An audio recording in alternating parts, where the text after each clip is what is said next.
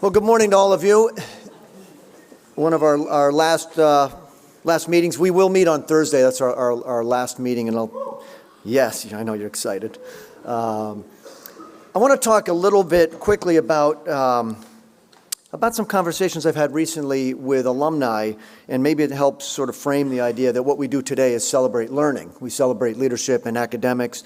This is our annual academic awards ceremony. And I had a great weekend with the alumni here, as you can imagine. I talked to hundreds of alumni, and they come up and either remind me, introduce themselves, or it's people I know well. And so many of them say things that I suspect you will as well, and that is, they give versions of, God, I had no idea how lucky I was when I was at the school. You know, that sense that when we're in this experience, and I was one of you, we're not that aware of it. We just sort of take for granted what it is to be at the school. And many of them, whether it was graduates from just a year out or 50 years out, said, I had no idea how fortunate I was. And I think about this all the time. I think about, as teachers, how fortunate we are. So those faculty in the back would agree. We almost take for granted how lucky we are. How lucky we are that we go into a class where the class size is so manageable. It's 12 students or 9 or 15, what have you. I remember when my wife and I were first married, she was teaching public school, and I'd come home for a weekend, and I'd be feeling I'd be self-pitying because I had to grade 12 AP English papers, 12 absolutely brilliant papers, and she at that time was teaching about 120 total students. So class size is very different. And the curriculum, we're lucky we get to teach curriculum essentially what we want. We get to teach independent courses, tutorials. We get to teach great AP classes. We get to senior year for senior classes courses that are just ones that we're really interested in. The facilities are amazing. And of course, what's best is we get to teach you guys. We get to teach students who really want to be here and who are motivated and smart. And if you flip that, you get to think about how lucky you are. You get to have these great courses and amazing teachers. So that theme of how fortunate we are, I heard over and over again. But it was, I sensed it most with, I think, one of the most remarkable hour and a halves I've had in many years. And it was this. I had received during the year an invitation to join the class of 1944 for a lunch. And you think about it, these are men who graduated 70 years ago, and they had written to say, would I join them? And to me, the honor I felt that they would ask me to talk with them was incredible. And I know this group very well. As you can imagine, sadly, there are not many left alive from the class of 44. Some of them, of course, died during the war, and then over the years, time has taken others. But there are a number of them I know really well, and I've known them over the years, having lunches with them, seeing them in New York, visiting them in Florida, and I have a deep affection for some of these men. One in particular was the head monitor, and it's a testimony to how the world has changed. If you look at the head monitor board today, when you walk by it, you'll notice that the 1944 class had 3 head monitors. And that's because during the war years, there were boys who would turn 18 and they would be serving even during their Taft career. And so young men left and before they graduated, and so you see that kind of turnover. And sadly, that gentleman, one of them, was not able to come because of his health, but many of them were. And so we had this great lunch in the faculty room. Beautiful table. It was formal. We had many of them had their wives. Those who could were there. And it was a group of men who were, on one hand, of course, physically aging. There are several who had to use canes. One had to be helped up and down out of his chair. And yet they were incredibly intellectually robust and alive, their humor intact, their curiosity powerful. And they wanted to know what was happening at the school. And they asked about technology in the classroom. They asked about how the classroom looks different than it used to, and how, in fact, it was the same. They wanted to know, is it still a school that talks about character, that talks about honesty, about hard work, about treating each other with respect?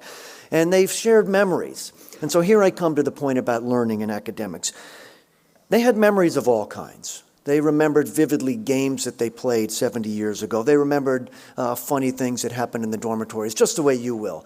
But it was fascinating to me that 70 years out, they still could remember individual teachers and individual classes vividly.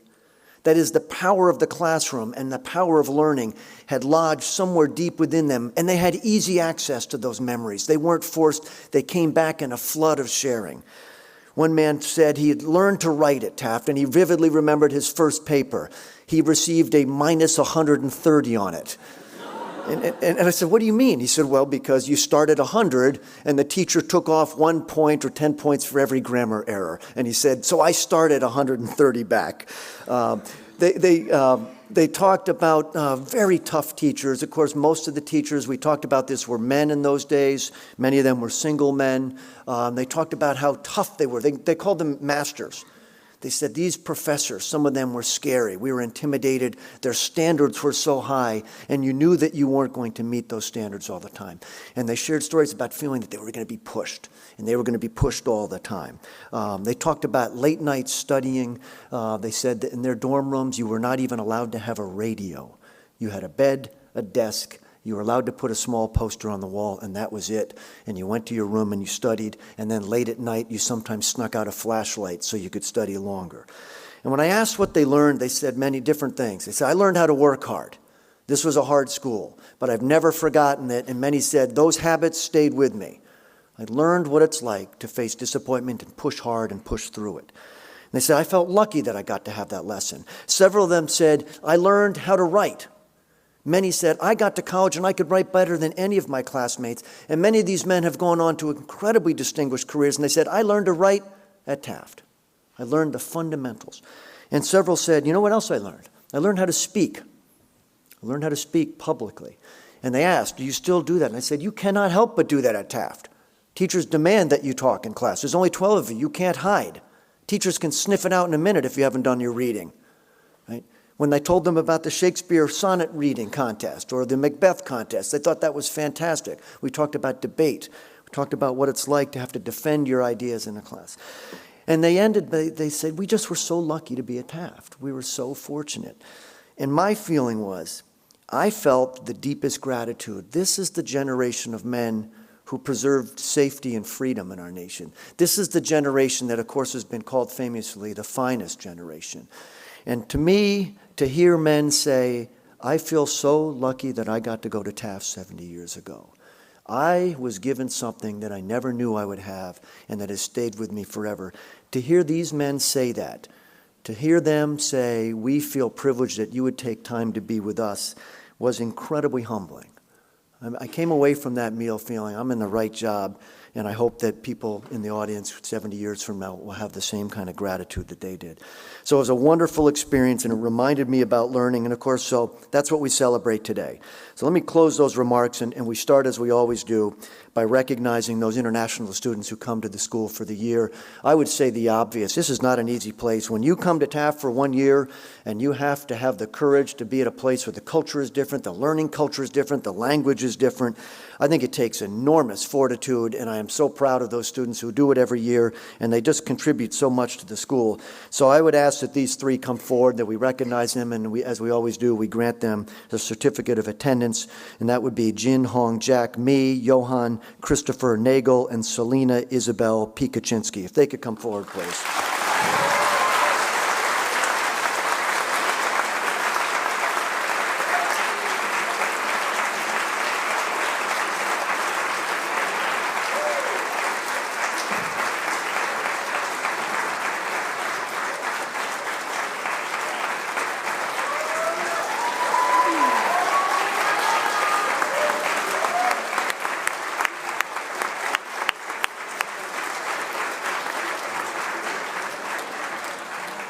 So I'm going to give the Michaels Jewelers Citizenship Award. It's sponsored by Michaels Jewelers of Waterbury, Connecticut. This annual award goes to upper middlers who have contributed significantly through their volunteer service in the community. This year, the awards go to Nam An Kwak Nguyen and Christian John Thompson.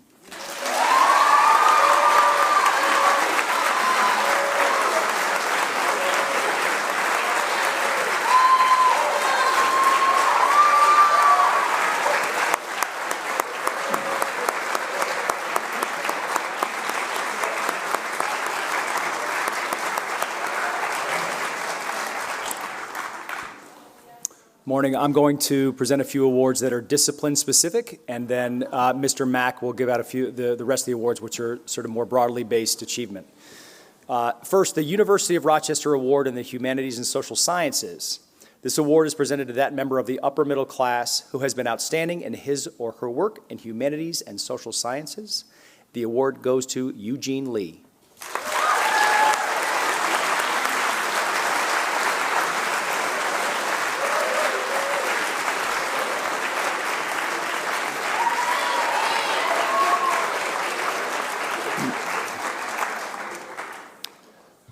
The Rensselaer Polytechnic Institute Prize, given to an upper middler or upper middlers for excellence in mathematics and sciences. This year, the award goes to Bohan Gao and Jack Mee.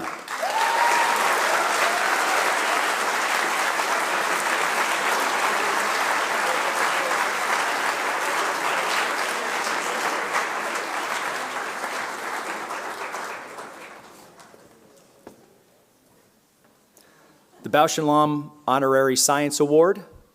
This award is presented by the Bausch & Lomb Company to that member of the upper middle class or members of the class who have been outstanding in his or her work in science. Two recipients this year, Serenity Bharadwaj and Pen Navaraj.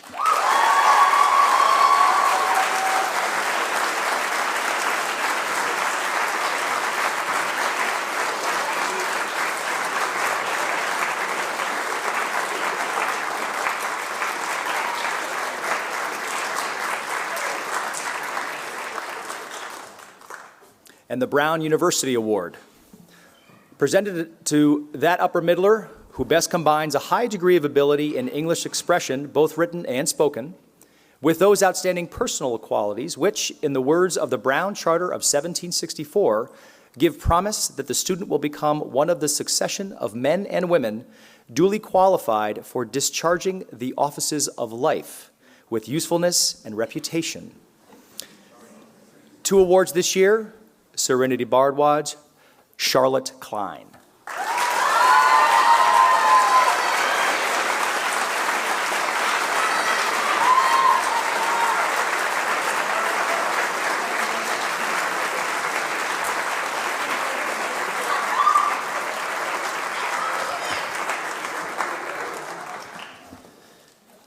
We have a debate prize, which is named after Roland Osterweiss, who is a distinguished professor. Roland Osterweiss was a brilliant Taft student who went on to a distinguished career as a professor of American oratory at Yale, where, among others, he taught George W. Bush and John Kerry. The Roland G. Osterweiss Class of 25 Debate Prize is given annually at the discretion of the headmaster to recognize that student whose dedication, passion, and ability in debate best embodies the legacy of Roland G. Osterweiss. This year, the award goes to Hannah Catherine Wilczynski.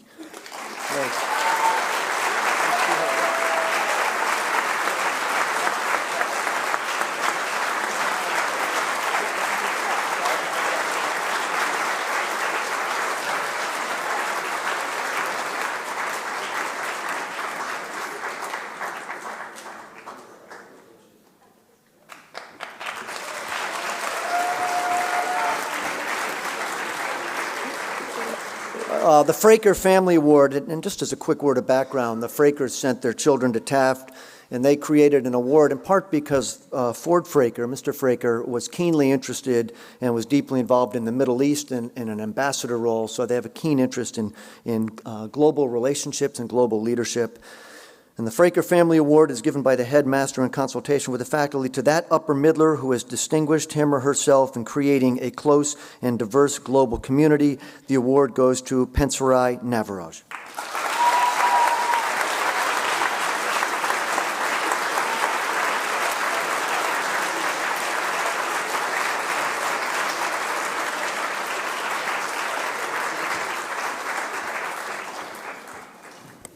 The Princeton University Prize is awarded to a member of the upper middle class whose high honor roll standing and commitment to learning exceeds classroom requirements. The student's good character is evident in community service activities and outstanding contributions to the extracurricular life of the school. The award goes to Serenity Bharadwaj.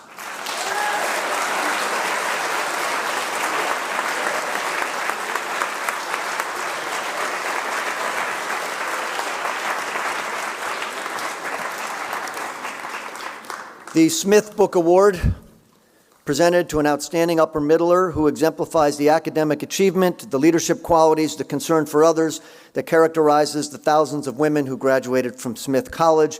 This year, the award is presented to Sarah Caroline Lako.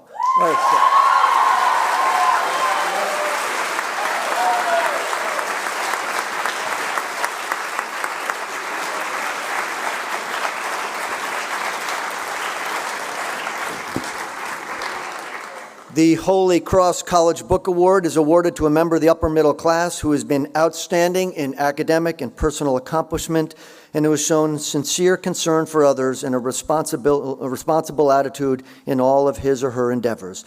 This year, the award goes to Alicia Shirley Wang.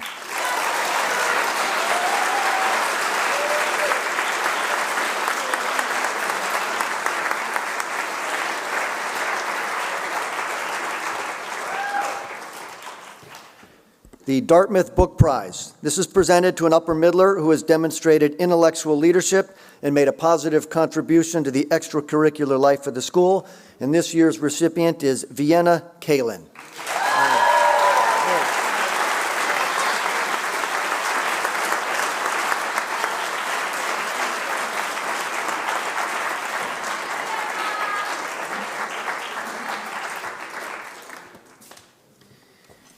The Harvard Book Prize. This is awarded to that student in the next to last year of college preparatory courses, whom the headmaster, after consultation with the entire faculty, shall deem most worthy by result of high scholarship and character. The award goes to Jack Mee.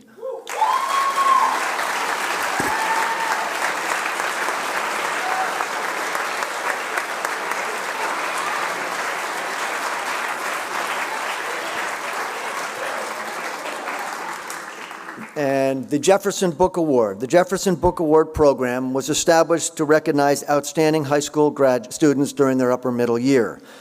The award is presented by the school's committee representative to the upper middler, whom the high school considers to best represent the Jeffersonian ideals of scholarship, leadership, and citizenship.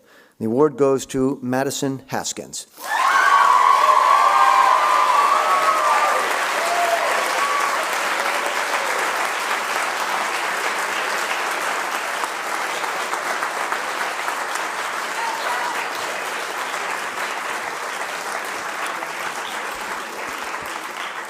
And finally, the University of Chicago Book Award. The University of Chicago Book Award is given to that student whose challenging coursework, intellectual engagement in and out of the classroom, ability to draw connections across academic disciplines, and commitment to community mark him or her unique. The award goes to Sun Jun Kevin Wan.